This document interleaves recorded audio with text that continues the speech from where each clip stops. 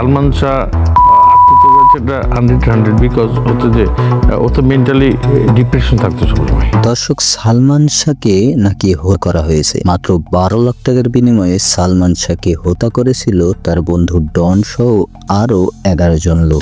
চলুন বিস্তারিত জানা যাক। সালমান শাহ মারা যাওয়ার পরে কেন তার বন্ধুকে আপনি বিয়ে করলেন? এটা কেমন কথা?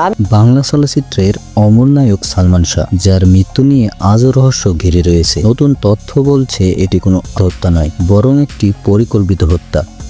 যদি সালমান এখন থাকতো তাহলে সালমান যে জায়গায় যেত আমরা তো সেই জায়গাতেই যেতাম।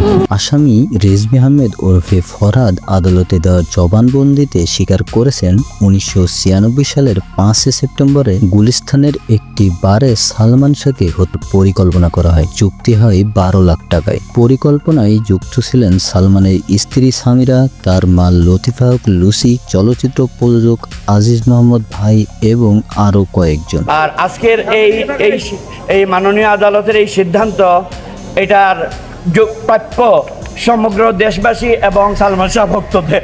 আমার বিজ্ঞ আইনজীবী যারা রেজভির ভাষ্য অনুযায়ী সালমানকে হত্যার রাতে তাদেরকে আজিজ মোহাম্মদ ভাই নিজের ফ্ল্যাটে প্রবেশে সহায়তা করেন। ঘটনাস্থলে সালমান শাহকে বেহুশ করা হয়, পরে গলায় ফাঁদা হয় যাতে দেখানো যায় তিনি। এতে সহযোগী হিসেবে ছিল ডন। রেজভি ও আরেক আসামি রুবি উভয়ের আদালতে স্বীকার করেছেন এটি হলো, কিন্তু স্বীকারোক্তির পরও এ ঘটনা করা হয়নি। সালমান শাহর মৃত্যুর 28 বছর পরও প্রশ্ন রয়ে গেছে, নায়ক সালমান শাহ কি সত্যি হত্যা করেছে?